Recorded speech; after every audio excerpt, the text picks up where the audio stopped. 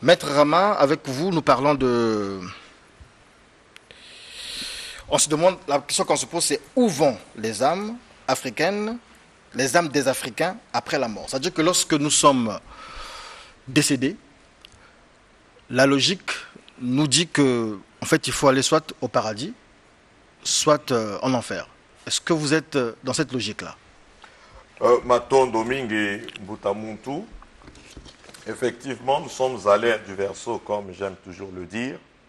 C'est une ère qui se caractérise par la révélation de tout ce qui était inconnu, méconnu, caché et gardé secrètement par des écoles de connaissances.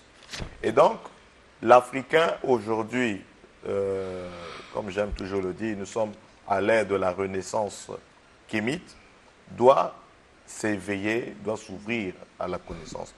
Ces histoires, ces mythes, ces dogmes, de dire que quand on meurt, on doit aller au paradis, et le paradis, s'il vous plaît, des blancs, parce que le paradis ici a pris une connotation où, pour y arriver, il faut croire en une personne, il faut croire en une personne qui est juive, qui serait un messie juif.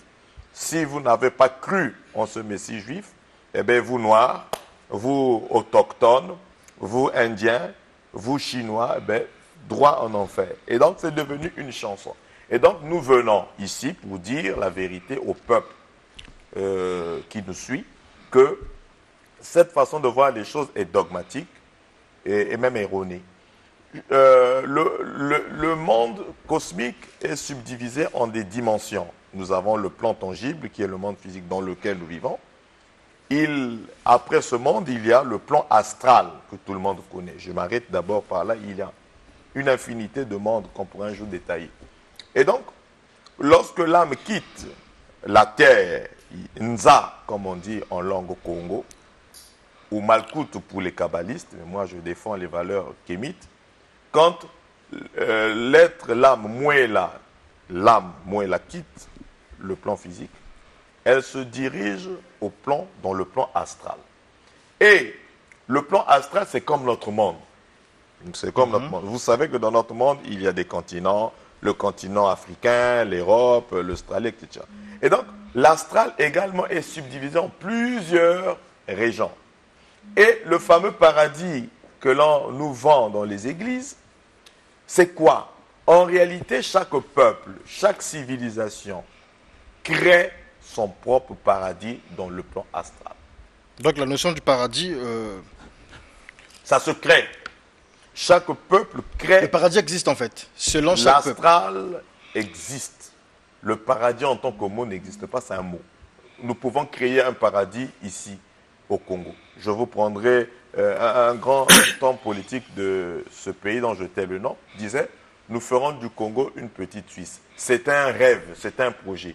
C'est possible de faire du Congo une petite Suisse. Donc un paradis, ça se crée. Le paradis est subjectif. Ça se crée. Le Congo peut devenir un paradis où vous ne payez plus même le courant. Vous ne payez plus l'eau. Vous êtes malade, on vous soigne gratuitement. C'est ça le paradis terrestre. Et le paradis se crée.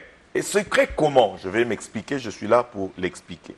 Dans l'astral, si vous, en tant qu'Africain, puisque nous défendons les valeurs de l'Afrique, vous avez respecté la mission pour laquelle vous êtes incarné en Afrique, Monsieur Mbouta Diaz, vous êtes né en Afrique, ce n'est pas par hasard. Le hasard n'existe ni dans la science, ni dans la spiritualité. C'est parce que vous avez une mission que les dieux vous ont confiée ici au Congo. Et si vous réalisez votre mission, telle que vous le faites, polémiste, panafricaniste, etc., vous vous battez pour les valeurs de votre continent, pour les valeurs de votre race, pour les intérêts de votre pays, etc. Vous respectez vos traditions, bien sûr, vous faites des bonnes actions sur terre, donc vous alimentez un bon karma sur terre, soyez-en sûrs que vous n'allez pas vous retrouver dans le paradis imaginaire des chrétiens. Vous allez rejoindre Fumu Kimbangu, vous allez rejoindre Kimpavita qui ont fait la même chose que vous allez rejoindre Osare, Osiris, vous allez rejoindre Isis, vous allez rejoindre Simao Toko, vous allez rejoindre vos saints ancêtres qui ne sont pas dans les paradis des Blancs, qui sont dans le paradis des Noirs. Question. Oui. À ce niveau-là. Vous parlez de paradis, en fait. Ce que je veux savoir, en fait, vous parlez de paradis des Blancs, Oui. paradis des Noirs, où Oui. on pourra retrouver. Ça veut dire que il existe quand même, ça veut dire que le paradis dit des Blancs n'est pas imaginaire. Il existe, mais il est dédié ou destiné seulement à une certaine race, c'est-à-dire la race blanche. Vous m'avez compris. Dans le fond, vous m'avez compris. C'est comme le Congo, nous n'avons pas créé la terre là. Hein. Il y avait ici des forêts. Combo, il y a 20 ans de ça, c'était des forêts ici. Aujourd'hui, c'est une très très belle salle. Nous avons créé ce paradis. Par quoi? Par le travail, par l'effort, par la bonne intention, par les belles idées. Le gouvernement a fait un travail excellent à créer un paradis ici dans le Congo. Mais 20 ans en arrière, il y avait Matitiawa, Baïti. C'était un quartier peut-être moins fréquenté. Donc, l'astral existe en tant que monde préétabli par l'incréé. Je ne dis pas que nous, on va créer le plan astral. Mais dans cet astral, nous avons la capacité là-bas de créer notre paradis par tout ce que j'ai dit ici. Et c'est ce que les Blancs ont compris depuis la nuit des temps. Les Blancs ont créé la Suisse, c'est un paradis. Il existe même les paradis fiscaux. Il existe des paradis fiscaux. C'est-à-dire que toute ta vie, tu es à la maison, tu vas prendre seulement des millions tous les jours, tu vis jusqu'à la fin de tes temps. Les enfants continuent à prendre ces millions ou ces milliards, ainsi de suite. Ça a été créé. Et donc, les Blancs ont compris qu'il faut créer le paradis terrestre, il faut créer le paradis céleste.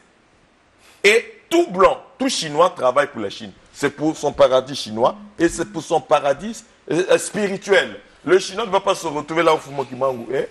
Et le Bantou ne va pas se retrouver là où Jésus-Christ est, comme en le chantant là-bas. C'est faux.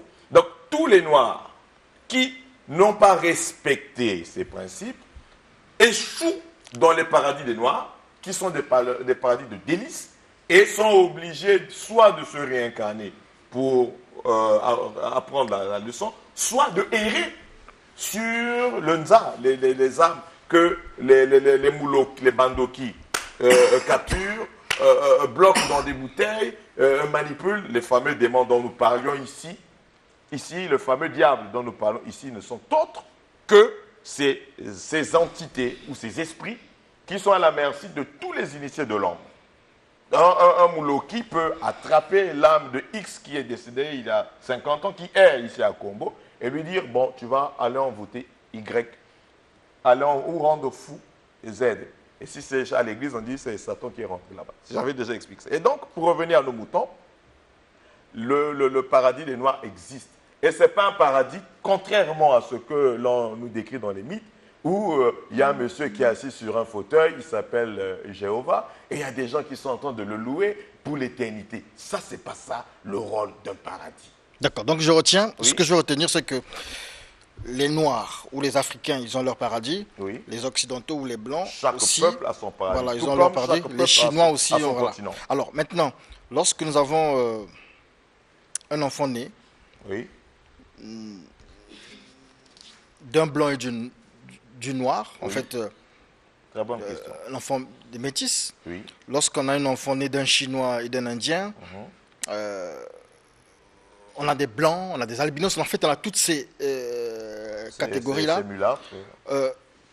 Où est-ce qu'ils vont, eux? Est-ce qu'il y a une partie qui va chez les Blancs, une autre partie qui va de paradis des Noirs? Très bonne question, Boutamou.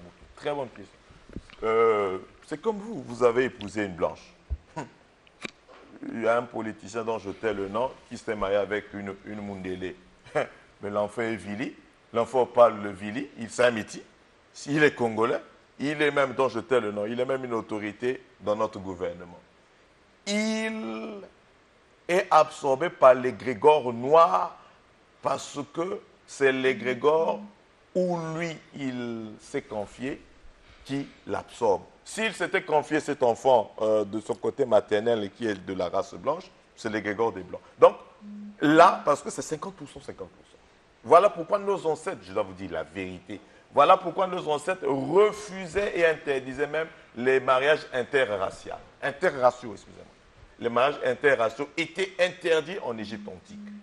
D'ailleurs, la chute même de l'Égypte, c'est ces histoires de mulâtres-là, ce métissage-là, c'est ce mélange avec d'autres races qui ont fini par ternir l'image de notre Égypte, où on vous présente des Égyptiens mulâtres et des Égyptiens blancs, alors que les vrais Égyptiens étaient noirs comme vous et moi. Les anciens, dans leur sagesse, avaient compris que c'était des erreurs. Chaque race devait se pérenniser. C'est corriger Dieu. Attendez, vous voulez mélanger la race noire avec la race blanche pour avoir des métis. Mais, donc Dieu, pourquoi Dieu n'aurait-il pas créé une race métissée, par exemple? Donc Dieu est-il médiocre d'avoir créé chaque race? Dieu est-il médiocre d'avoir voulu que chaque race se pérennise? Que toi, tu dois pérenniser ta race? Que la race blanche doit se pérenniser? Que la race rouge doit se pérenniser? Non, on corrige. Et on corrige. Bon, c'était une parenthèse. Et donc, pour revenir, l'égrégore, si l'enfant là, moi je suis maître Rama, je mets au monde avec une Mundélé, je suis le père, l'enfant spirituellement appartient au père, je prends cet enfant, l'enfant accepte d'être dans l'égrégore des Noirs, il rejoint Fumukimbang, il rejoint Osare, il rejoint Isis, il rejoint Simao Toko, il rejoint Omar Bongo Ndimba, Gankobe, il rejoint tous les grands mystiques. Et si c'est le père qui est blanc? Mais c'est la même chose qui va se produire, Mbutamuntu. Il faudrait aussi que l'enfant accepte d'intégrer leur égrégore. Ah, ça dépend d'abord de... Ah ben oui, parce qu'il y a 50%, 50%. Ah ben oui, ça ce sont les lois naturelles. Il faudrait que l'enfant accepte cet égrégore. Mais un catholique qui meurt, oui. On va terminer par là, un catholique oui. qui meurt, il est africain, 100% africain, il s'en va où? Au paradis des chrétiens ou au paradis des noirs? Un catholique noir. Oui. Mbutamuntu, c'est déplorable. Ce sont ces âmes-là qui deviennent des âmes errantes. Ah, d'accord. Pourquoi? Parce que tous les saints noirs ne peuvent pas le recevoir dans le paradis des noirs. Il a été un traître pour la race noire. Tout comme nos pasteurs qui défilent ici, qui bénit Israël sera béni, qui maudit Israël sera maudit. Maintenant, vous ne bénissez pas Tingidi, pourquoi? Vous ne bénissez pas Mayoko, pourquoi? Vous ne bénissez pas Zanaga, pourquoi? Ou Kiele, pourquoi? Donc ça, ce n'est pas des terres que Dieu avait créées. Hein? Merci beaucoup. Du coup, ben, tu ne rentres pas dans le paradis des Noirs. Ton propre paradis, tu vas errer en tant que pasteur, attendant un fictif retour de Jésus-Christ. Tu vas te réincarner au Congo pour devenir Ngunza, pour devenir Nzobiste, pour devenir Vaudounan, pour devenir Bouitis, etc. Merci beaucoup, maître Rama. Tout à l'heure, vous avez fermé une parenthèse, mais j'ai envie de l'ouvrir pour dire que, en fait, on dit que l'amour rend aveugle. Oui. Et parce que, à cause de l'amour, sinon, grâce à l'amour, ça dépendra. On ne peut pas toujours choisir qui on veut. On peut aimer une blanche, on peut aimer un Chinois, on peut aimer une Indienne, etc. Ça ne dépend pas toujours des gens. Et puis, bon, c'est l'amour qui guide. Et l'amour au-dessus de tout, apparemment. Oui, mon combat n'est pas là.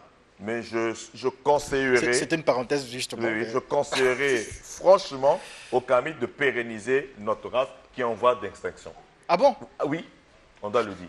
On en reparlera. La race noire est en voie d'extinction.